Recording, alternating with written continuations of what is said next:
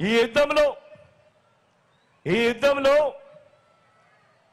పేదల పక్షాన మీ బిడ్డుంటే, ఈ యుద్ధంలో అటువైపున చంద్రబాబు దత్తపుత్రుడు, వీరిద్దరికి తోడు ఓ ఈనాడు, ఓ ఆంధ్రజ్యోతి, ఓ టీవీ5 వీళ్ళు మాత్రమే సరిపోరు అని ఈ రాష్ట్రాన్ని విడగొట్టిన పార్టీ ఒక జాతీయ పార్టీ అయితే, ఈ రాష్ట్రానికి ప్రత్యేక హోదా ఇవ్వకుండా అన్యాయం చేసిన పార్టీ మరొక జాతీయ పార్టీ అయితే, వీళ్ళంతా కూడా ప్రత్యక్షంగాను పరోక్షంగాను అనేక సందర్భాలలో మన ప్రజలను, మన పేదలను మోసం చేసిన వ్యతిరేక పక్షం చంద్రబాబు నాయుడు గారి పక్షం. మరి ఇలాంటి సందర్భాలలో మే 13న జరగబోయే సంగ్రామంలో ఇంటింటికి మంచి చేసిన మనందరి ప్రభుత్వం, మనందరి పార్టీ, మనందరి ప్రభుత్వానికి, మనందరి పార్టీకి మద్దతు ఇవ్వడం ద్వారా, ఇంతకు ముందే నేను చెప్పా, ఈ ఎన్నికలు కేవలం ఎమ్మెల్యేలను, ఎంపీలను ఎన్నుకునే ఎన్నిక మాత్రమే కాదు అని చెప్పి, ఈ ఎన్నికల్లో మన పార్టీకి, మన ప్రభుత్వానికి మద్దతు ఇవ్వడం ద్వారా పేదలు, పిల్లలు, అక్క చెల్లెమ్మలు, అవ్వ తాతలు, రైతులు, బడుగులు, బలహీన వర్గాలు, మైనారిటీలు, వృత్తి వర్గాలు, 3 ప్రాంతాలు, వీరందరి ప్రయోజనాలను రక్షించుకునేందుకు, జరిగిన మంచిని కొనసాగించేందుకు మీరంతా కూడా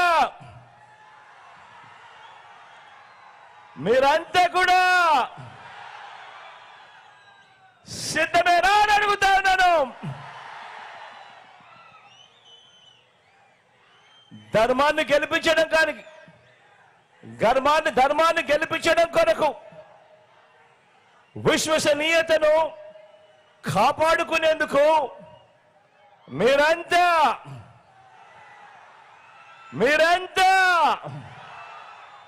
సిద్ధమేనా అని అడుగుతాను.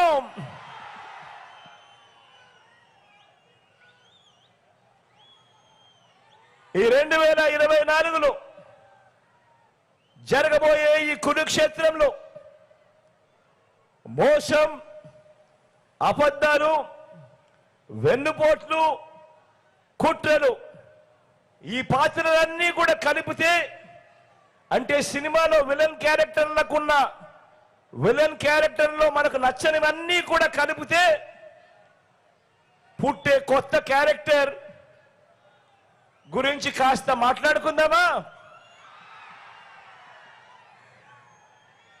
పుట్టే ఆ కొత్త క్యారెక్టర్ ఆ చంద్రబాబుని గత 4 నెలలుగా నేను కొన్ని ప్రశ్నలు అడుగుతూ వచ్చా. గత 4 నెలలుగా అడుగుతా ఉన్నా ఈ ప్రశ్నలు.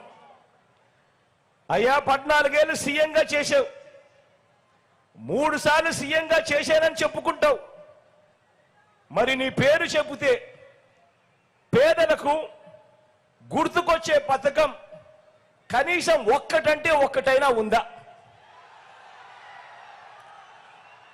అయ్యా, నీ పేరు చెబితే కనీసం పేదలకు ఒక్కటైనా నువ్వు చేసిన మంచి ఏదైనా ఉందా?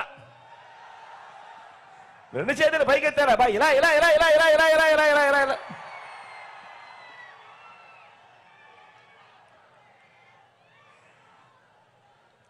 అని నేను అడిగాను. 4 నెలలుగా ఇదే అడుగుతా ఉన్నాను. మీ ముందే, మీ సమక్షంలో, ఇలా సిద్ధం సభలో లక్షల మంది ముందర ఇప్పటికే ఎన్నోసార్లు కూడా ఇదే అడిగాను. మరి చంద్రబాబు సమాధానం చెబుతాడా? పేదలకు ఆయన చేసిన ఒక్క మంచైనా, ఒక్క మంచి పథకమైనా, ఒక్క పేరైనా చెబుతాడా? నాకు చెప్పులేదు సరే, కనీసం మీకైనా చెప్పాడా?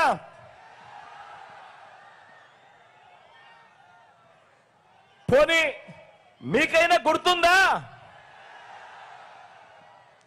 అది లేదు. మరో ప్రశ్న కూడా చంద్రబాబును అడిగా.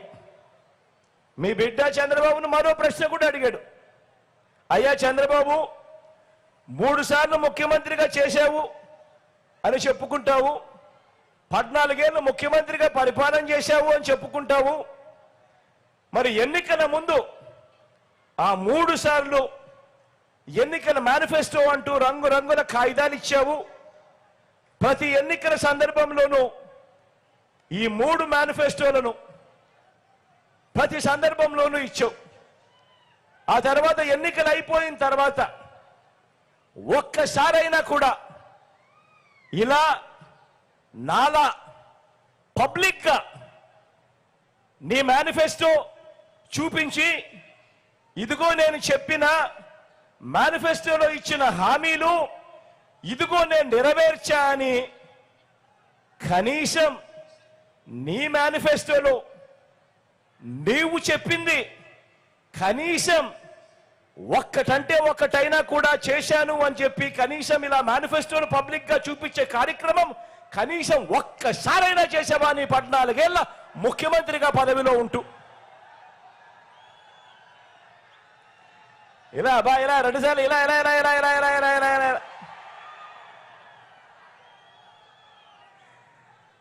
నాకైతే చంద్రబాబు ఎన్నికలకు ముందు మాత్రమే మేనిఫెస్టో చూపిస్తాడు, కానీ ఎన్నికలు అయిపోయిన తర్వాత మేనిఫెస్టో మాత్రం చూపించడు. నాకైతే చూపించలేదు. పోనీ మీకైనా చూపించాడా? అసలు మేనిఫెస్టో కాపీలైనా చూపించే దమ్ము, ధైర్యం, నిబద్ధత నీకుందా చంద్రబాబు అని అడుగుతా ఉన్నాను.